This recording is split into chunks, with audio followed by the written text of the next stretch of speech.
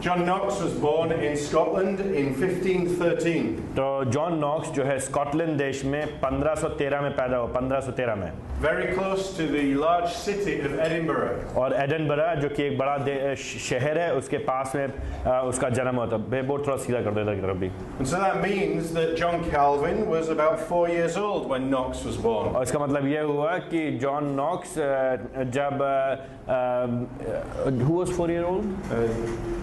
Knox was 4 years old when Calvin was born. जब kelvin का जन्म हुआ तब Other way around. Calvin was 4 years old when Knox was born. जब Knox पैदा हुआ तो कैल्विन खाली 4 साल का था। And Knox was 4 years old when the Reformation began.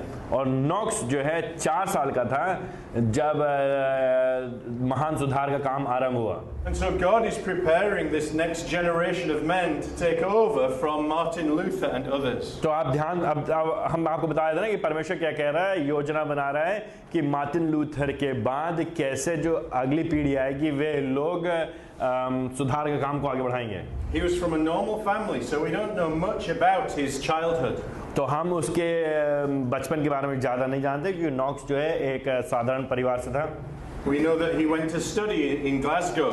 हमको मालूम है कि वो ग्लासगो शहर में पढ़ाई करने के लिए गया।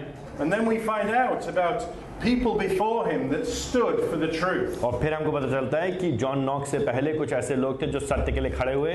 2 men who have an influence on John Knox. और 2 विशेष लोगों के बारे में हमको मालूम है जिनका बड़ा ही प्रभाव रहा है जॉन नॉक्स के जीवन पर। And one is called Patrick Hamilton and the other George Wishart. और एक आदमी का नाम है पैट्रिक हैमिल्टन और दूसरे का नाम है George विशहार्ट। And so over time, as we've described before, hidden in boats coming into the docks in Scotland are some books from Europe. और हमने आपको पहले बताया था कि इस स्कॉटलैंड में और इंग्लैंड में उस समय जब सुधार का काम नहीं हुआ था तो जो सुधारवादी लोग थे उनकी पुस्तकें वहाँ पे प्रतिबंधित थी, लेकिन जब यूरोप से जहाज आते थे और साथ में किताबें लेकर के आते थे तो सामान्य किताबों के ऊपर नीचे छिपी होती थी सुधारवादियों की किताबें।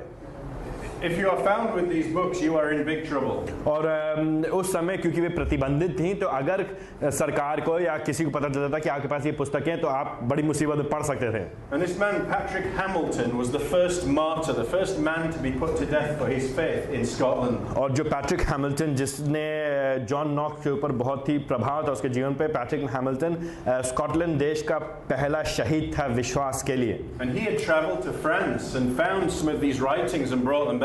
और कुछ समय पहले पैट्रिक हैमिल्टन फ्रांस यात्रा करने गया था और जब वो यात्रा करने गया फ्रांस में तो उसको सुधारवादियों की पुस्तकें मिली, उसे अध्ययन किया और उनको वो वापस लेकर के आया वो स्कॉटलैंड में छिपा करके। And there is a town on the edge of the ocean in Scotland called St Andrews. और स्कॉटलैंड देश में एक शहर है समुद्र किनारे जिसका नाम है Saint Andrews. It's where the game of golf was invented. और वो शहर है जहाँ पे गोल्फ खेल का आविष्कार हुआ था। But something much more important happened there. लेकिन उससे महत्वपूर्ण बात वहाँ पे एक और घटना हुई वहाँ पे। Because many believers had to die for their faith. बहुत सारे विश्वासियों को यहाँ पे अपने विश्वास के लिए जान देनी पड़ी। And there is a monument there to these believers. और इन विश्वासियों के याद में एक स्मारक आज भी खड़ा है। And on the ground in the middle of the street there is a PH where Patrick Hamilton was killed. He was burned. और अगर आप उस शहर में जाएंगे तो शहर के एक रास्ते के बीच में एक स्थान है सड़क के बीच में जहाँ पे उसके नाम के पहले अक्षर लिखे प और ह, Patrick Hamilton. And as he was being burned they were shouting at him, convert, repent. और जब पैट्रिक हैमिल्टन को, और उस समय जो झूठे शिक्षक होते थे या जिन उनके साथ जो खराब लोग होते थे उनको जला के मारा जाता था, तो जब पैट्रिक हैमिल्टन को जला के मारा जाता था तो जो भीड़ थी खड़े होकर उस पर चिल्लाई थी तो पश्चाताप करो, तुम बदलो। And Patrick from the fire shouted back, go away, you messengers of Satan. और वो आग में से चिल्ला, जब वो जल रहा है आग में से पलट के वो उनके ऊपर चिल्लाता है, भाग जाओ, दूर हो जाओ तुम शैतान के संदेशवाहकों। And now after this happened they said we must stop killing these Christians. और जब ऐसा हुआ पैट्रिक हैमिल्टन को जलाने के बाद वहाँ के लोगों ने कहा हमें ये जो मसीह लोग हैं इन लोगों को जलाना बंद करना चाहिए। कैथोलिक लोगों ने कहा हमें मसीह लोगों को जलाना बंद करना चाहिए। Because every time we kill them their message spreads further. क्योंकि जितनी बार हम एक मसीह को जला देते हैं उनका संदेश और ज़्यादा फैल जाता है उसके बाद। Now John Knox was a very young man at this point. और इस समय जब पैट्रिक हैमिल्टन को जलाया गया उस समय जॉन नॉक्स जो बड़ा ही जवान व्यक्ति है, उम्र कम है उसकी। And less than a year after Patrick Hamilton was killed, John Knox moves to the same town, St Andrews. और जब पैट्रिक हैमिल्टन को जला दिया गया सेंट हैमिल्टन में, उसके लगभग 1 साल से कम ही समय के बाद जॉन नॉक्स जो है सेंट एंड्रू शहर, जिस शहर में पैट्रिक हैमिल्टन जलाया गया था, वहाँ पे वो आ जाता है। And then at some point he goes back to his own hometown where he was born. और फिर कुछ समय के बाद अपने शहर वापस गया वो, And he becomes a priest. और अपने शहर जा करके वापस वो पादरी बन जाता है, कैथलिक A पादरी, Roman Catholic priest. और कैथलिक पादरी बन जाता है वो। But at the same time he has another job where he deals with legal documents and signs them. तो ना सिर्फ वो कैथलिक पादरी का काम कर रहा है, लेकिन साथ ही साथ उसकी एक और कार्य है जिसमें वो जो कानूनी दस्तावेज होते हैं उनके ऊपर वो हस्ताक्षर करता है। And as we've described before, there are people who do not like the Roman Catholic Church anymore. और हमने आपको पहले बताया था कि इंग्लैंड में और स्कॉटलैंड में जो सामान्य लोग हैं, आम लोग हैं, वो रोमन कैथलिक चर्च को पसंद नहीं करते हैं उनके खराब नीतियों की वजह से। They own so much land, they are very rich. जो रोमन कैथलिक चर्च है उनके पास बहुत सारी जमीन है, बहुत अमीर हैं वो लोग। And apparently every year they would have more money, 18 times more money than the king would get. और हर साल ऐसा बताया जाता है उस समय कैथलिक चर्च को हर साल लोगों से राजा से 18 गुना ज्यादा पैसा मिला करता था हर साल। But the nation of Scotland was still Roman Catholic. तो ये जो देश है स्कॉटलैंड का, इंग्लैंड के जो ऊपर जो छोटा सा देश है, वो उस समय अभी रोमन कैथलिक ही है। And in 1941 the top man Cardinal Beaton started persecuting Christians. 1541 1541. और 1541 में वहाँ पे जो कैथलिक चर्च का जो एक मुख्य अधिकारी जिसको कार्डिनल बोलते हैं, कार्डिनल बीटन, उसका नाम बीटन है, नाम जरूरी नहीं, लेकिन एक आदमी है जो विश्वासियों को सताना शुरू कर देता 1541 में। He was a great enemy of true और Christianity. सच्ची मसीहत का वो बड़ा ही दुश्मन था वो समय, And he was a hypocrite. और वो पाखंडी भी था।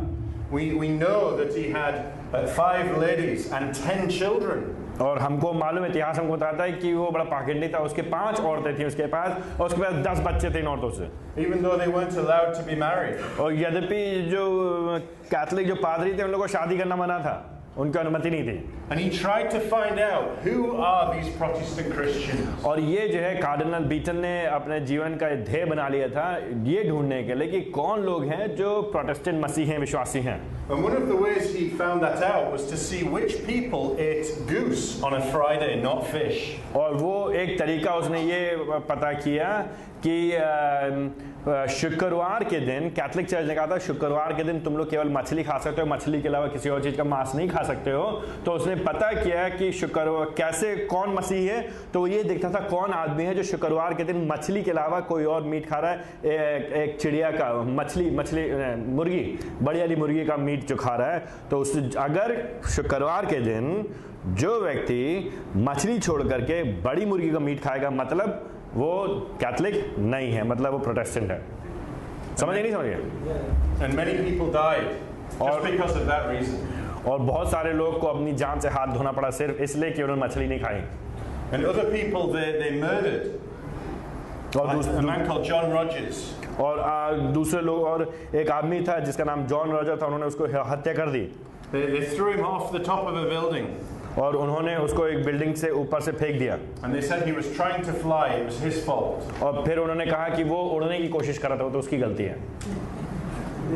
In 1542, a new law came in saying people could have the Bible in their own language. और 1542 में एक नया नियम आया, कानून आया, जिसमें लोगों को अनुमति दी गई अंततः स्कॉटलैंड में कि लोग अपनी भाषा में बाइबल ले सकते हैं। And shortly after that, we believe that John Knox became a true Christian. और उसी के बाद हमको पता चलता है कि जॉन नॉक्स जो है सच्चा मसीह बन गया। Because there are records up until that point saying that he hated Protestants, he was preaching against them. और अभी तक वो मालूम था कि वो जो है प्रोटेस्टेंट विचार से घृणा करता था। And then he became a friend of that man called George Wishart. और उसी समय वो एक व्यक्ति का मित्र बन गया जिसका नाम था George विशहार्ट। Some think he was the bodyguard. He looked after him, he protected him. Whose bodyguard? George Wishart's bodyguard. Oh, John Knox was George Wishart's bodyguard. And who was George Wishart? George Wishart was a reformer who died for his faith. Okay. तो ऐसा कहा जाता है कि George विशार्ट एक सुधारक था जो कि प्रोटेस्टेंट शिक्षा देता था और जॉन नॉक्स जॉर्ज विशार्ट का बॉडीगार्ड था. बॉडीगार्ड क्या बोलेंगे? सुरक्षाकर्मी था.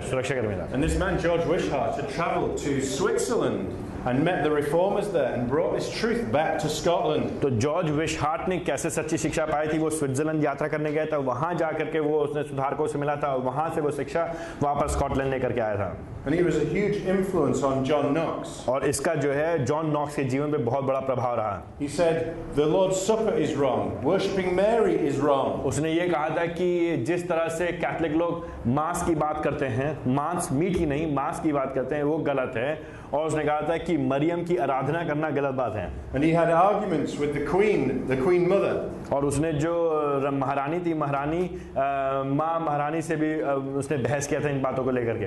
And he was one of the men that was put to death by Cardinal Beaton. और ये वो उन आदमियों से एक आदमी था जिसको कार्डिनल बीटन ने जान से मार दिया था. And they got all the soldiers around the castle and waited for them to run out of food. और इन लोगों ने क्या किया? एक किले के अंदर ये सुधारवादी लोग थे और जो कैथलिक कार्डिनल बीटन के साथ के लोग थे, वो लोग इस किले की चारों तरफ उन्होंने घेराबंदी कर दी और इंतजार करते रहे कि कब इनके पास खाना खत्म हो जाएगा और फिर ये लोग बाहर निकलेंगे. कृपया करके अपना फोन बंद कर दीजिए. And George Wishart said, "Open the gates, let them in. I will go to die." और फिर जॉर्ज विशार्ट ने कहा ठीक है, दरवाजा खोलो, मैं जा रहा हूँ इन लोग से मिलने के लिए, मैं मरने के लिए तैयार हूँ. And Knox said, "I will go with you." और नॉक्स ने कहा कि नहीं तुम अकेले मत जाओ, मैं तुम्हारे साथ जाऊंगा बाहर लोगों से बातचीत करने के लिए. But Wishart said, "No, that is foolish. Only one man needs to be sacrificed." और जॉर्ज विशार्ट ने कहा ये मूर्खता की बात है, हम सबको मरने की जरूरत नहीं, केवल एक आदमी को मरना काफी है बाहर जाकर के.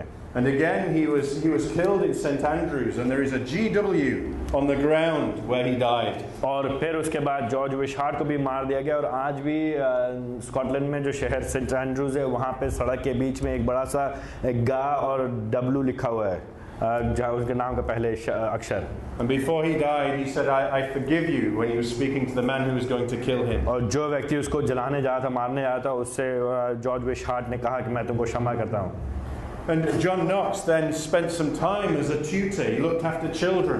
और उसके बाद जॉन नॉक्स ने कुछ समय व्यतीत किया लोगों को शिक्षा देने, ट्यूशन मास्टर के रूप में.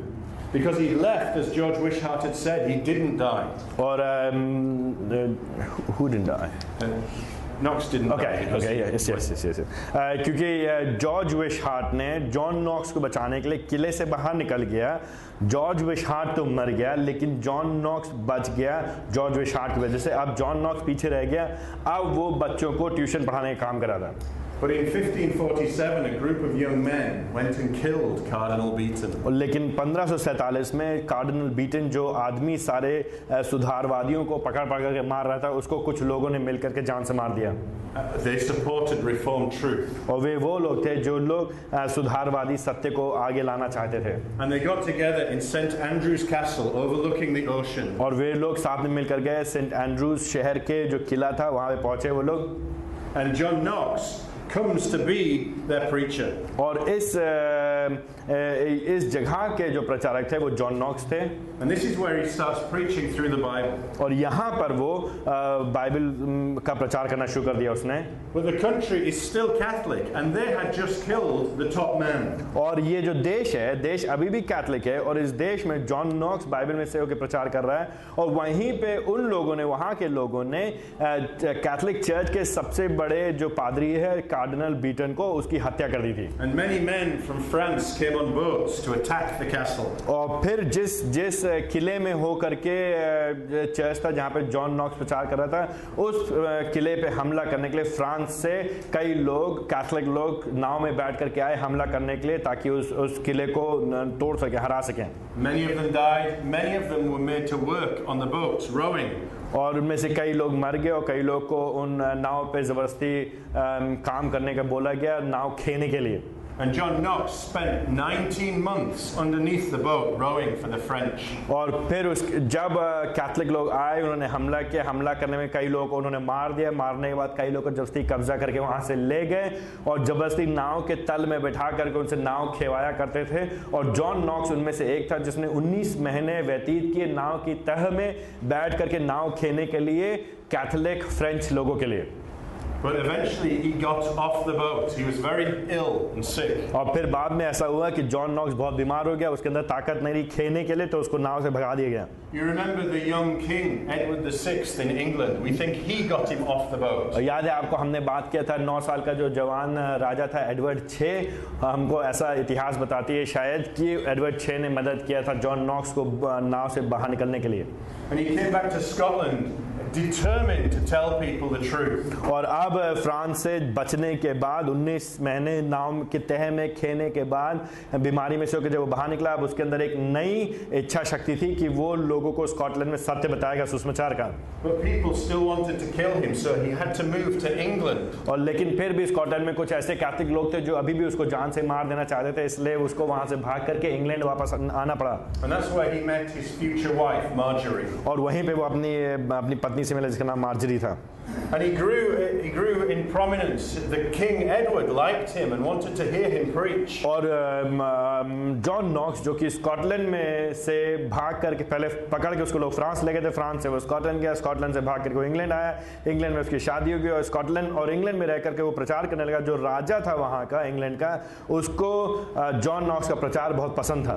He joined the English Anglican Church and was friends with Nicholas Ridley and Thomas Cranmer and Hugh Latimer. और वहाँ पे वो दोस्त बन गया थॉमस क्रैनमर का, निकोलस रिडली का और ह्यू लैटिमर का। याद है ये वे लोग थे जिनको आग में जला दिया गया था सुधारवादी काम करने के लिए। But then you remember Mary from earlier.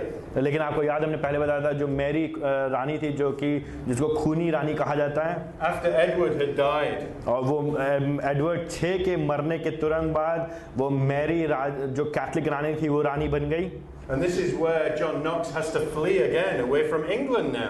और जब मैरी रानी जो कि खूनी रानी थी, खूनी मैरी जब रानी बन गई, तो फिर अब जॉन नॉक्स को फिर अब इंग्लैंड से भागना पड़ा। And he took a boat and went across the English Channel to France and traveled to Switzerland. तो फिर अब वो नाव में बैठ करके समुद्र से होते हुए जा करके फिर अब वो स्विट्जरलैंड में भाग करके गया, जिनीवा में जहाँ पे हम लोगों ने पहले ज़्विंगली लोगों के बारे में सुना था। And he spent much time in Geneva with John Calvin. और फिर वहाँ पे जहाँ पे जो जिनीवा जो कि ज़्विंगली का शहर था, जहाँ पे जॉन कैल्विन बाद में शिक्षा दे रहा था, फिर उसने जा करके जॉन नॉक्स ने जॉन कैल्विन के साथ बहुत समय जिनीवा में व्यतीत किया। And he learned from these men, always preparing to go back to Scotland and bring the true gospel. और इसने जिनीवा में जॉन कैल्विन से रह करके बहुत कुछ वचन के बारे में सीखा और इस बीच में वो तैयारी कर रहा था कि वापस अपने देश स्कॉटलैंड में जा सके शिक्षा को लेकर के।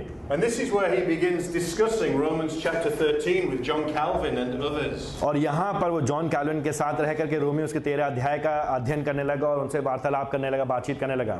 How should I react to Mary in England? How should I react to the Queen in Scotland, who are both Catholic? और वो बात करने लगा हम कैसे रानी जो कि मैरी रानी इंग्लैंड की है, जो कि खूनी मैरी है, और वो जो कैथलिक है, और स्कॉटलैंड का जो राजा है जो कैथलिक है, हम उनके प्रति हमारी क्या प्रत्युत्तर है? Do I have to obey them? क्या हमको उन कैथलिक लोग राजाओं की सुनना चाहिए कि नहीं सुनना चाहिए? Even though they are teaching wrong truth. यद्यपि वो लोग गलत सत्य को सिखा रहे हैं वहां पे। And Calvin warned Knox to be very careful. और कैल्विन ने नॉक्स से कहा भाई बहुत सावधान रहो तुम। Says if you start telling people that they can rebel against the Queen, they will go too far. और जॉन कैल्विन ने जॉन नॉक्स से कहा कि भाई अगर तुम लोगों से ये कहोगे कि तुम अपने रानी और राजा के विरोध में विद्रोह कर सकते हो तो लोग जो हैं बहुत सीमा पार कर जाएंगे। Some people who don't believe the same as you will use this as an opportunity. और कुछ लोग ऐसे हैं जो तुम्हारे जैसा विश्वास नहीं कर रखते हैं, लेकिन जो शिक्षा तुम दोगे उसका इस्तेमाल करेंगे वो लोग अपने फायदे के लिए। And John Knox wrote a book about this, a small book. और जॉन नॉक्स ने इस विषय के बारे में एक छोटी सी पुस्तक लिखी। He said these women who are Catholics should not be leading us. और उसने ये पुस्तक में ये लिखा कि ये जो महिलाएं जो कैथलिक हैं इनको हमारी अगुवाई नहीं करनी चाहिए। He made many insults about the people who allowed Mary to come onto the throne in England. और उसने उन लोगों के बारे में बहुत उल्टा सीधा कहा, उन लोगों को जिन्होंने मैरी को इंग्लैंड में रानी बनने दिया। And he went to Frankfurt at this point in Germany to teach some other people about God. और फिर वहाँ से इंग्लैंड से जिनीवे गया, जिनीवा से फिर वो फ्रैंकफर्ट जर्मनी में गया, वहाँ पे लोगों को परमेश्वर के वचन के बारे में सिखाने लगा John Knox. Because many people had left England and Scotland who were true believers and they had to go somewhere. क्योंकि इंग्लैंड और स्कॉटलैंड में इतना सताव चल रहा था कि अधिकांश विश्वासियों को इंग्लैंड और स्कॉटलैंड छोड़ करके ऐसी ऐसी जगह जाना पड़ा जहाँ पे वो लोगों को स्वतंत्रता मिल सके। And then he was invited back to Geneva to do the same, to look after a congregation that spoke English. और फिर उसके बाद स्कॉटलैंड से उसको वापस जिनीवा में आमंत्रित किया लोगों ने, जहाँ पे एक अंग्रेजी का चर्च था, जहाँ पे वो उन लोगों की अगुवाई पासबानी कर सका उनके साथ में। And that's where he had his 2 children. और वहाँ पे उसके संतानें उत्पन्न हुई 2। Back in Scotland, they hated him and they made a model of him and they burned it. लेकिन जब वो जिनीवा में अंग्रेजी चर्च का पास्टर है, तो यहाँ पे स्कॉटलैंड में पीछे लोग उससे बहुत घृणा करते हैं और उसका पुतला बनाकर उसको आग लगा रहे थे। But all the time he's thinking, how can I get back to Scotland? How can I help my Scottish brothers and तो sisters? जब स्कॉटलैंड में लोग उससे बड़ा चिढ़ रहे हैं, उसके पुतला बना करके आग लगा रहे हैं, वो इस बीच में ये सोच रहा है मैं कैसे वापस अपने देश जा सकता हूँ, कैसे अपने देश जा करके लोगों को शिक्षा दे सकता हूँ सत्य सुसमाचार की। And so at the same time in Geneva you have John Calvin teaching on a Sunday, preaching every day. और ये उस समय की बात है जब जिनीवा में प्रत्येक रविवार को जॉन कैल्विन जो है सुसमाचार का प्रचार कर रहा है, शिक्षा दे रहा है हर हफ्ते। He's looking after one group, but John Knox is looking after another group of English speakers. और वहाँ पे जॉन कैल्विन जो है एक समूह की देखभाल कर रहे हैं और स्विट्जरलैंड जिनीवा में, और उसी समय जॉन नॉक्स जो एक दूसरे समूह की देखभाल कर रहा है जो अंग्रेजी में शिक्षा ग्रहण कर रहे हैं। But then Mary in England dies and Elizabeth I comes to the throne. और फिर उसके बाद आपको याद है वो मैरी जो कैथलिक रानी थी वो मर गई और उसके बाद एलिजाबेथ पहली प्रथम जाकर के अपने सिंहासन पर बैठती है। And John Knox thinks this is an opportunity to go home. और फिर जॉन नॉक्स ने सोचा अब मौका मिल गया है हमको स्कॉटलैंड वापस जाने का। And he goes back to Scotland. और फिर उसके बाद वो स्कॉटलैंड वापस जाता है क्योंकि क्वीन मेरी मर गई है, एलिजाबेथ इंग्लैंड में हो गई, तो वो सोचा अब मैं स्कॉटलैंड जा सकता हूँ। And now he's ready to bring this new message. तो अब वो तैयार है स्कॉटलैंड में नए संदेश को लेकर के आने के लिए। And with a group of ministers, he plans for a Scottish church, much like the one Calvin has in Geneva. और जेनीवा में जिस तरह का कैल्विन के पास एक चर्च है, उसी तरह से वो स्कॉटलैंड में एक स्कॉटिश चर्च की स्थापना करना चाहता है। And 6 men called John all got together in a room and planned this church. और 6 आदमी लोग जिन सब का पहला नाम जॉन था, उन सब लोग ने मिल करके योजना बनाई स्कॉटलैंड में एक चर्च की स्थापना करने के लिए। And they wrote foundational documents. और उन लोग ने दस्तावेजों को लिखा जो कि बुनियादी साबित होंगे कलीसिया के लिए। And they got everything ready, but the Queen in Scotland did not want this. और उन्होंने सब कुछ तैयारी कर ली थी, सारी तैयारी कर ली थी स्कॉटलैंड में एक नए चर्च की स्थापना करने के लिए, लेकिन जो स्कॉटलैंड की जो रानी थी वो ये चीज नहीं चाहती थी, वो उसके विरोध में थी। And she said, I would like all of you to gather together in one place and then we can talk. और उसने कहा स्कॉटलैंड की रानी ने कहा मैं चाहती हूँ कि तुम सब लोग जो 6 जॉन लोग जो सब लोग मिल करके ये योजना बना रहे हो नए चर्च की, एक कमरे में सब लोग साथ में जमा हो और फिर हम लोग मिल करके वार्तालाप करेंगे इसके बारे में। But they thought that she was going to attack them. वो लोग ये सोच रहे थे कि वो जो है जालसाजी कर रही है, हमको फंसाने की कोशिश कर रही है, हमला करने के लिए। And so she promised, I will not send Scottish soldiers to harm you. और उसने कहा, उसने वायदा किया उनसे कि मैं कभी भी स्कॉटिश सिपाहियों को नहीं भेजूंगी तुमको नुकसान पहुंचाने के लिए। So they gathered together in a castle. तो फिर वो लोग एक किले में साथ में जमा हुए वो लोग। And instead she sent French soldiers to attack them. और उसने क्योंकि वायदा किया था कि मैं कभी स्कॉटिश सिपाहियों को नहीं भेजूंगी तुम पे हमला करने के लिए, तो उसने स्कॉटिश सिपाही नहीं भेजा, लेकिन फ्रांस के सिपाहियों को भेजा उन पे हमला करने के लिए। So she was not true. तो एक मायने में वो सच नहीं बोल रही थी। And because of this, many people in Scotland did not trust her anymore. और क्योंकि उसने फ्रांस के सिपाहियों को भेजा इन लोगों को मारने का प्रयास करने के लिए, इसलिए स्कॉटलैंड में अब लोग रानी से चिढ़ गए और उस पर भरोसा नहीं कर रहे थे। And many wealthy men and landowners got behind John Knox now. We do not trust the Queen. और फिर क्योंकि उन्होंने उसने अपने वायदे को तोड़ा, इसलिए बहुत सारे अमीर लोग स्कॉटलैंड के जॉन नॉक्स के साथ हो ली और उन्होंने कहा हम महारानी की बात पे भरोसा अब नहीं कर सकते हैं। And together they attacked the big city of Edinburgh. और फिर उन सब लोगों ने मिल करके एक सेना बना करके एडिनबरा शहर के ऊपर हमला किया And they took over the big church there. और वहां पे जो सबसे बड़ा चर्च था उसको उन्होंने कब्जा कर लिया। And for the first time, John Knox preached from that pulpit. और फिर उस चर्च में पहली बार इतिहास में जॉन नॉक्स ने वहां से प्रचार किया। Said he had a huge voice. और कहा जाता है कि उसकी आवाज बहुत दमदार थी। People could not make notes because he was so loud. He shook their hand. कहा जाता है कि उसकी आवाज इतनी दमदार थी कि लोग लिख नहीं पाते थे, क्योंकि जब वो बोलता था, दहाड़ता था, तो लोगों के हाथ कांपने लगते थे।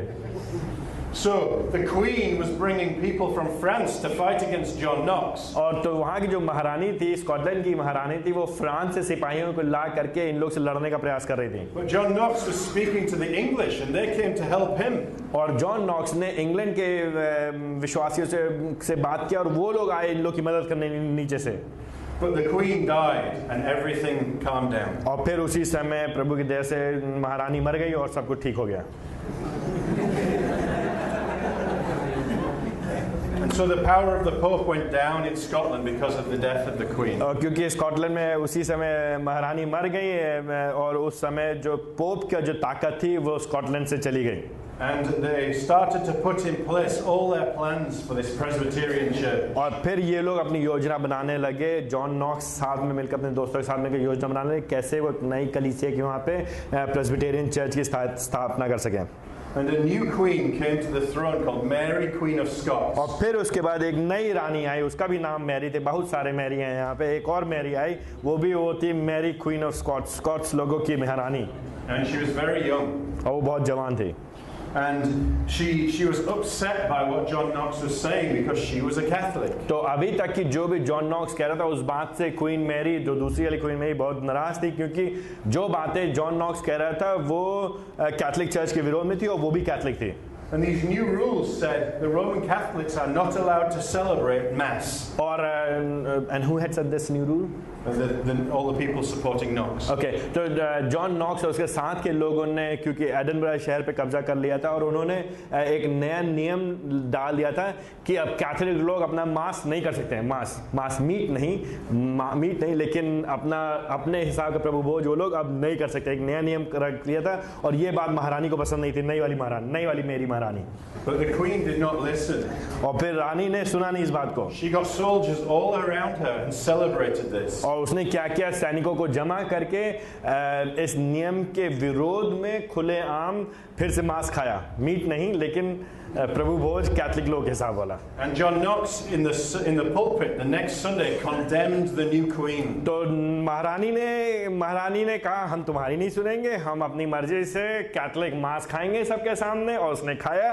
तो जॉन नॉक्स ने कहा ठीक है तुम ऐसा करोगी। तो अगले संडे वो बड़े वाले चर्च में चढ़ा, पुलपिट पे खड़े होकर के उसने सबके सामने अपनी ही महारानी को बोला कि वो गलत है। She is used to being in complete control. Nobody tells her what to do. और वो महारानी है, महारानी को कभी कोई कुछ बता नहीं सकता कि उसको क्या करना चाहिए, क्योंकि उसको इस बात की आदत है, वो संपूर्ण नियंत्रण में रहने की उसकी आदत है। Who is this man telling me I cannot do this? तो वो कह रही है ये कौन आदमी होता हमको बताने के लिए कि मैं ये खा सकती हूँ या नहीं खा सकती हूँ। And she summons him to the palace. और उसने कहा तुम मेरे महल में आओ।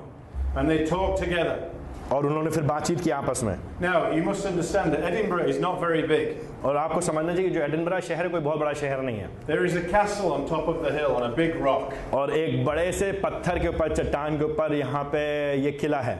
And then a long straight road downhill all the way to the palace where the queen lives. तो यहाँ पे एक किला है जहाँ पे एक बहुत बड़ा पत्थर के ऊपर है और एक पतली सी सड़क जाती है जो जहाँ पे महल है, जहाँ पे महारानी रहती है। It's only about 1 kilometer from the castle to the palace. और इस किले में और महल के बीच में लगभग केवल 1 ही किलोमीटर की दूरी है, ज़्यादा से ज़्यादा। And in the middle here is the church where John Knox preaches, and here is his house right next to the queen. और यहाँ पे किला है, यहाँ पे महारानी का महल है, यहाँ पे बड़ा वाला चर्च है जहाँ पे जॉन नॉक्स प्रचार करता है, और रानी के महल के बगल में जॉन नॉक्स का मकान भी है। She cannot ignore John Knox.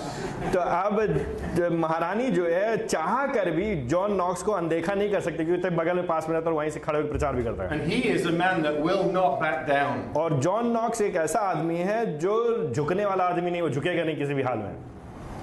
So they are against each other, and she can kill him. और ये दोनों एक दूसरे के विरोध में है और आपको मालूम है क्योंकि ये महारानी तो महारानी आराम से चाहे जॉन नॉक्स को जान से मार सकती है And she tells him to come 3 times to speak to him. और 3 बार महारानी ने उसको बुलाया कि आओ तुम मुझसे वार्तालाप करो And every time John Knox said, I will not move.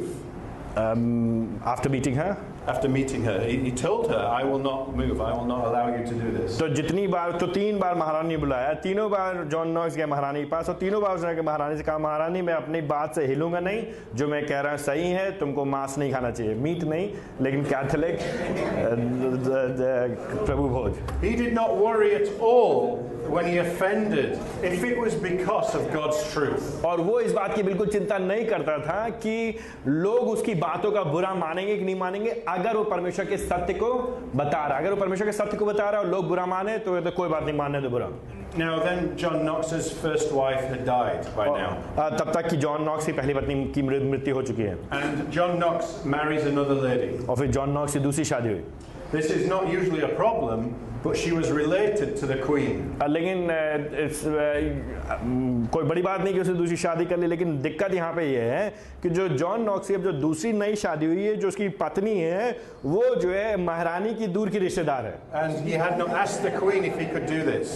और अब इससे पहले कि वो इस औरत से शादी करने जाए, इसको ये करना मांग रहा है इस दूसरी औरत से शादी, लेकिन शादी करने से पहले इसको जाके महारानी से पूछना पड़ेगा क्या मैं आपके रिश्तेदार से शादी कर सकता हूँ कि नहीं कर सकता हूँ, उस महारानी से जिसकी अभी तक वो बुराई कर रहा है सबके सामने. The queen in some way was scared of John Knox. और कुछ मायने में जो महारानी थी, मैरी महारानी, वो जो डरती थी जॉन नॉक्स से. But he was respectful when he spoke to her. लेकिन जब भी वो महारानी से बात करता तो बड़े आदर अदब के साथ बात करता था. Very bold and would not move from the Bible. आदर के साथ, अदब के साथ, इज्जत से बात करता था, लेकिन बड़े साहस के साथ, और वो बाइबल से हिलने के लिए तैयार नहीं था John Knox. Well, eventually Mary left the throne.